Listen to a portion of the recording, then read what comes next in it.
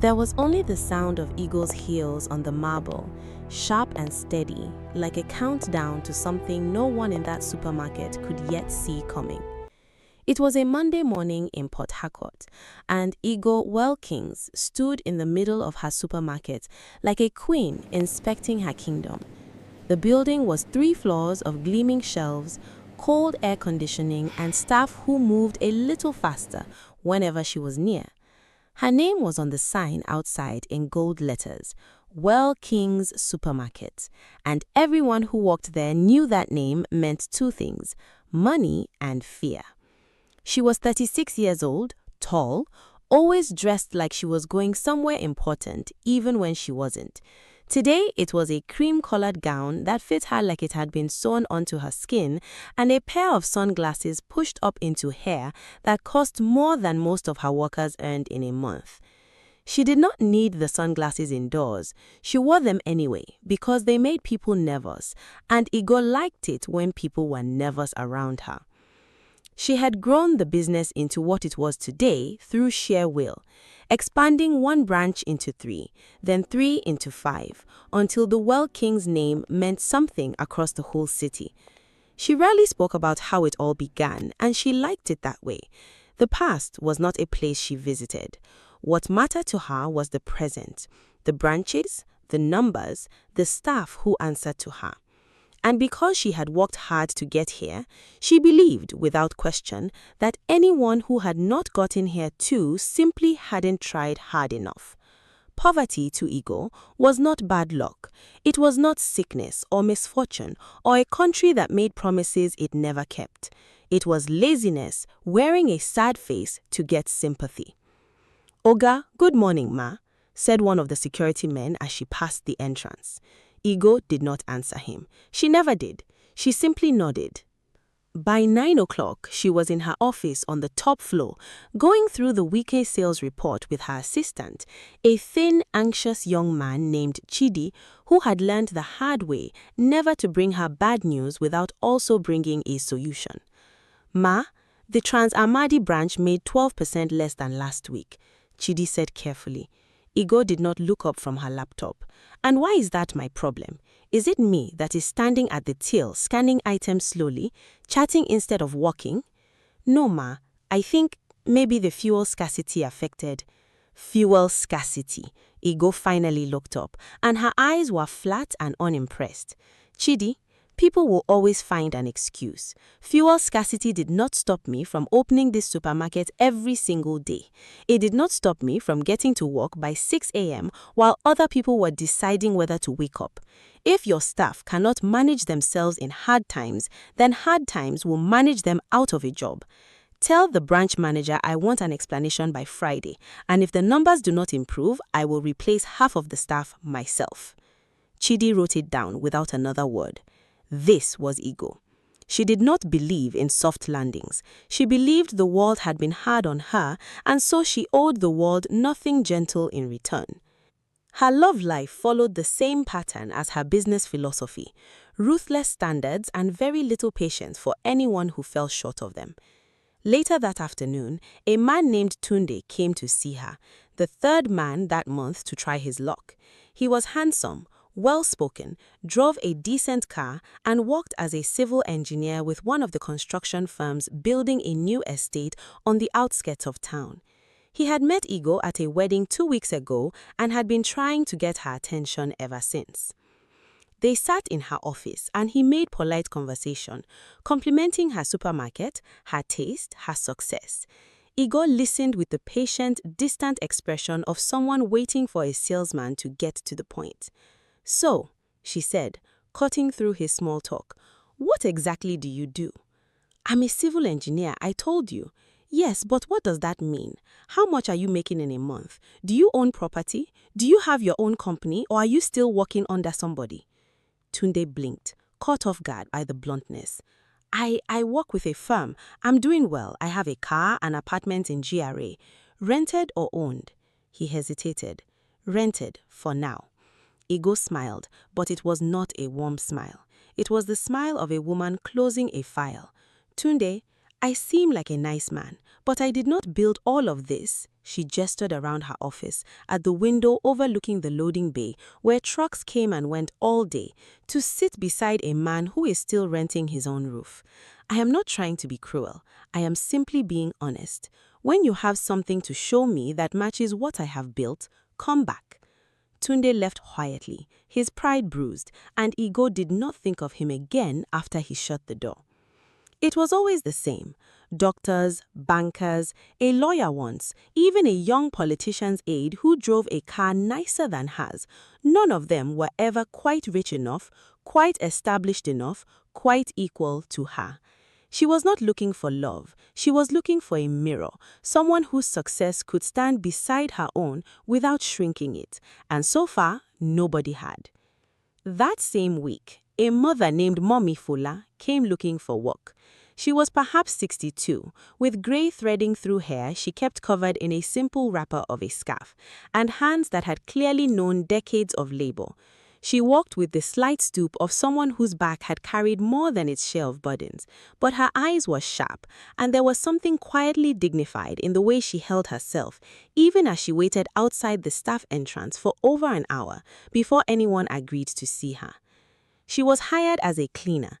It was not a job that required an interview so much as a willingness to start immediately, and Mommy Fola was willing. She needed the money badly. There was a grandchild in secondary school whose fees were due, as Mommy Fola was the one taking care of Kemi, her grandchild, since the demise of Yemi, that is Mommy Fola's daughter, who had passed in an accident, and she also had rent to pay, as Mommy Fola's landlord was not known for patience. She did not tell any of this to the supermarket's HR officer. She simply said she was hardworking and reliable, and that was enough to get her the mop and the bucket and the lowest wage on the payroll. Ego noticed her on her second day.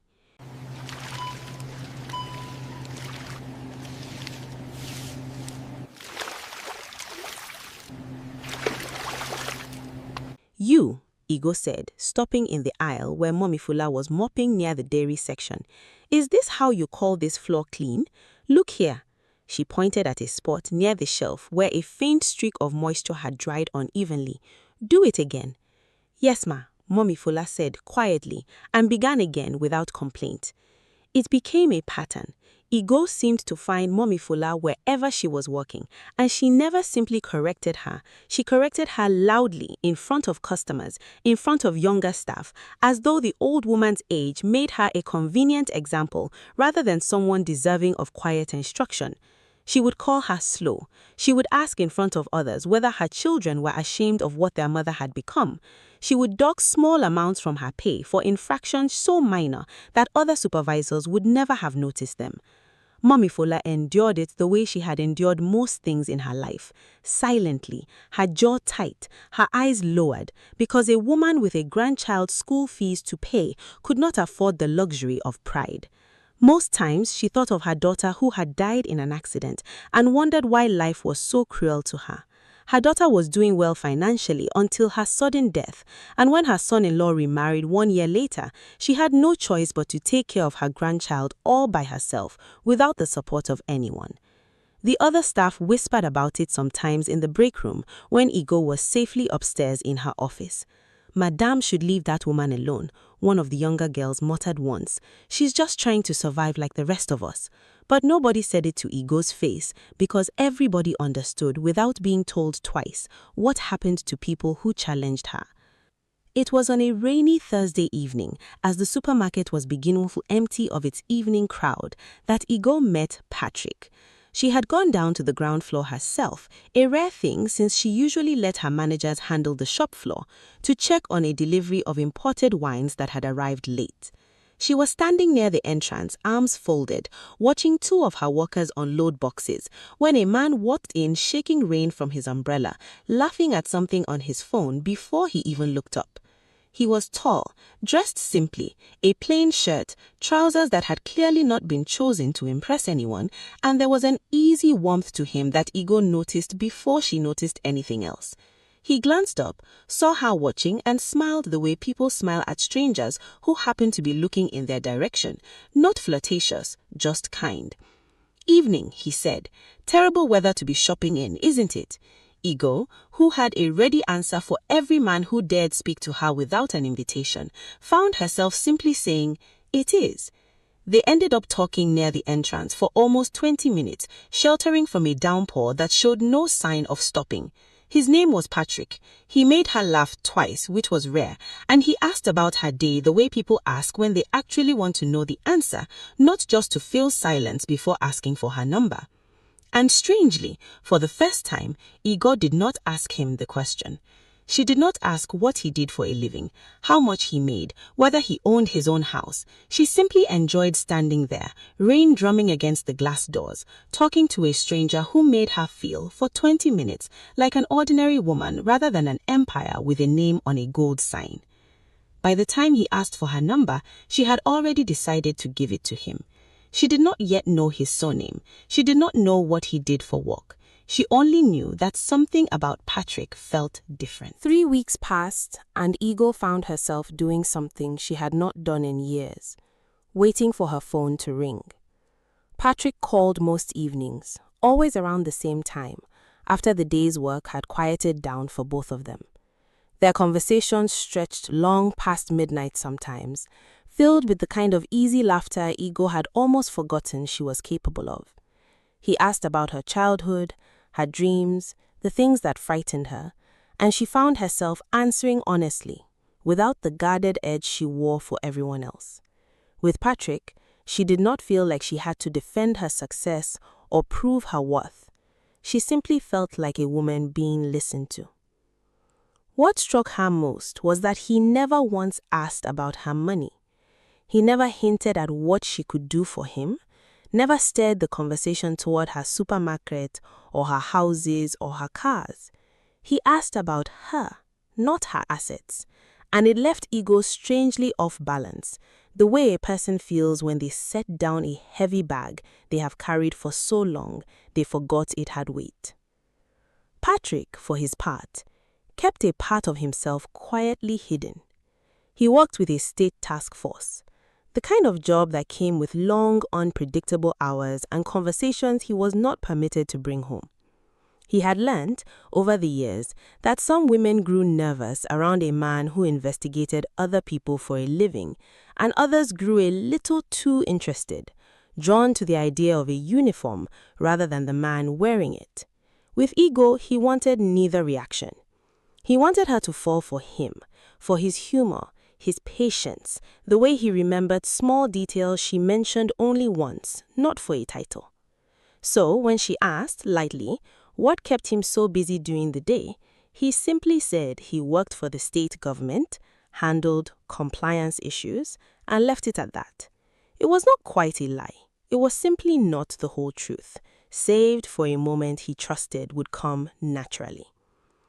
Neither of them had told the other where they worked exactly. It had become, without either one meaning it to, one of the few unspoken corners of an otherwise open relationship.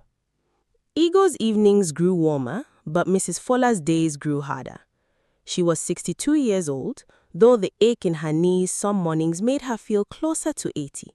She rose before dawn every day to catch 2 buses to Welking's supermarket, worked a full shift on her feet, and returned home each night to a single rented room where a framed photograph sat on a small table.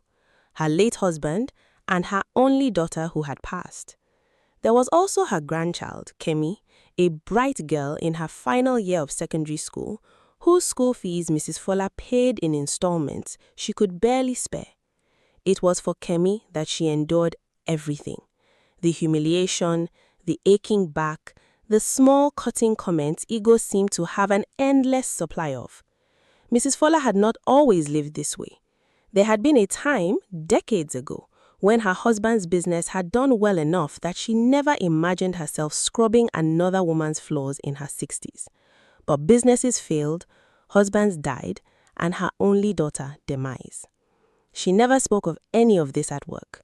She simply mopped and endured and counted the days until Kemi's next set of results came home, because that at least still gave her something to be proud of.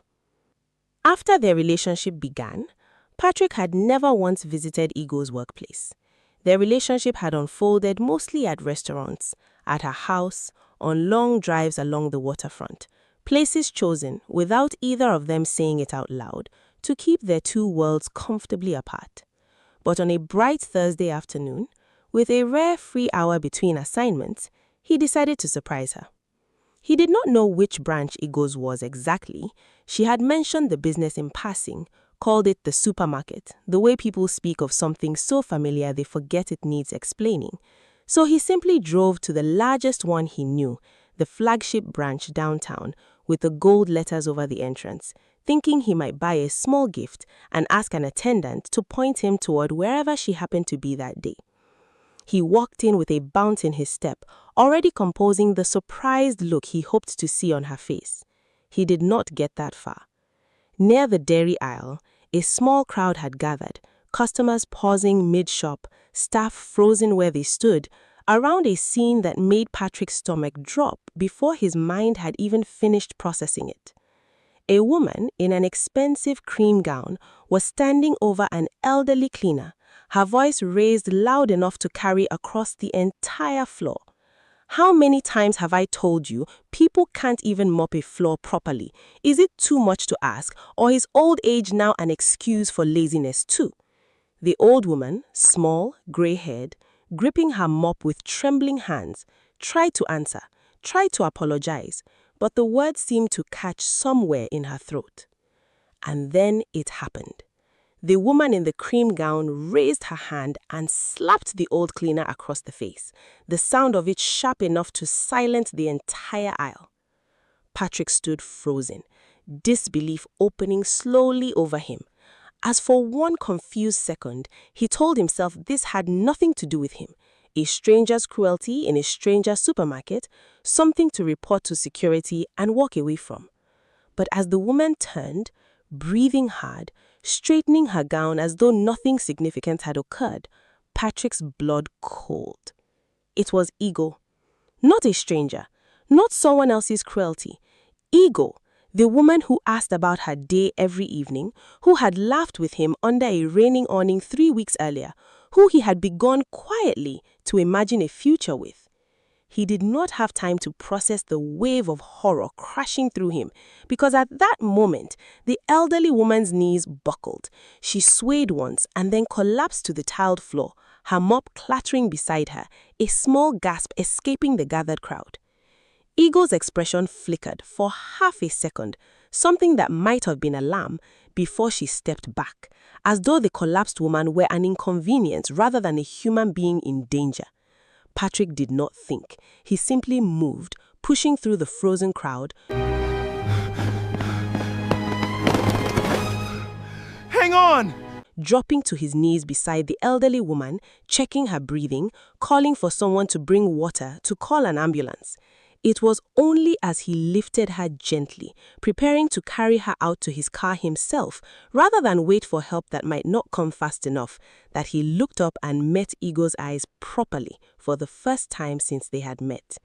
She was staring at him, her mouth opening as though to explain, to soften what he had just witnessed. But Patrick was no longer looking at the woman he loved. He was looking at a stranger wearing her face. And for the first time since they had met, he did not know what to say to her at all. The ambulance took almost 20 minutes to arrive, and Patrick could not wait that long. He carried Mrs. Fuller out to his car himself, ignoring the murmurs of the crowd, ignoring Iggo's voice calling after him, tight and pleading, asking him to wait, to let her explain. He did not turn around. He laid the old woman gently across the back seat, checked her breathing again, and drove to the nearest hospital, faster than he had driven in years, one hand on the wheel and the other reaching back every few seconds to make sure she was still with him. At the hospital, he did not leave her side. He filled out the admissions forms himself, paid the deposit the nurses asked for before they would even wheel her into a ward, and sat in a plastic chair outside the emergency room for 3 hours, turning his phone over and over in his hands, without once looking at the dozen missed calls from Iggo lighting up the screen.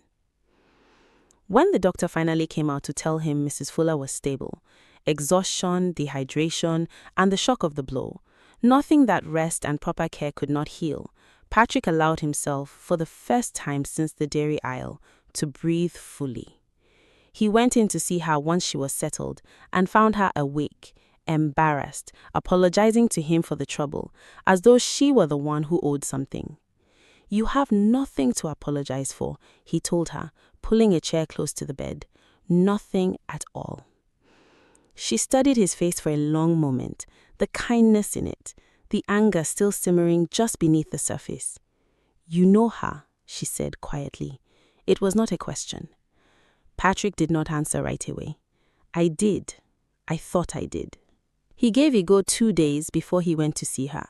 He needed those 2 days, not to cool down because the anger had not cooled at all, but to be certain of what he was about to do and to be certain he was doing it for the right reasons.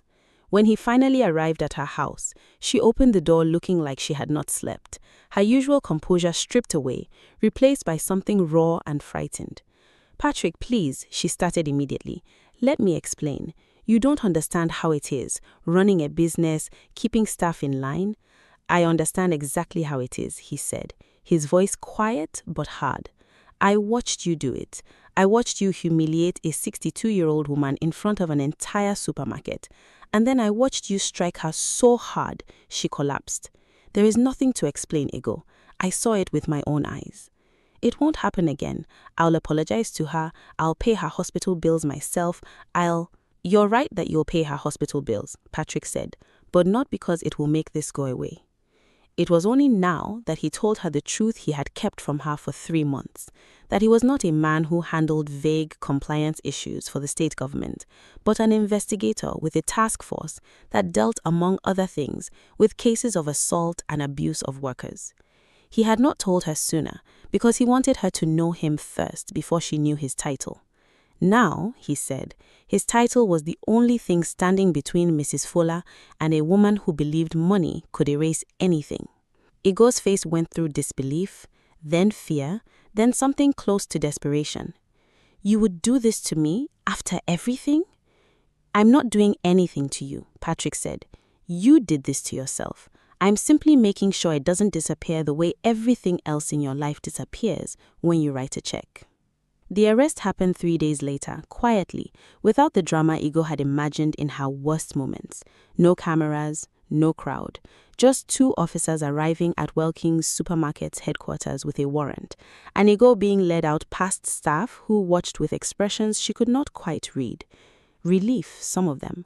Others, simple shock that the woman who seemed untouchable for so long could in fact be touched.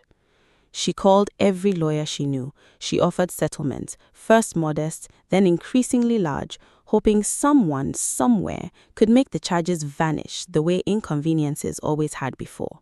But Patrick had built the case carefully, with witness statements from staff and customers who had seen the slap themselves, with hospital records documenting Mrs. Fuller's collapse, and he made certain at every stage that no amount of money could quietly close the file. When Ego's lawyer approached him privately, suggesting an arrangement, Patrick refused so firmly that the man never raised the subject again. In the courtroom, weeks later, Ego sat in a plain chair, without her sunglasses, without the entourage of assistants who once trailed her everywhere, and listened as the charges were read against her. Assault occasioning harm. For the first time in her adult life, her name and her money meant nothing to the people deciding her fate. The judge did not care how many branches her supermarket had, or how many gold letters hung above her doors. She was fined, sentenced to community service, and made to understand, in language stripped of all softness, that no amount of wealth placed her above the law. She sat through all of it, with her jaw tight, the way Mrs. Fuller once had, and for the first time, she understood faintly what that silence had cost the old woman for months. While Ego's world shrank into courtrooms and headlines she could not buy her way out of, Patrick quietly did what he had promised.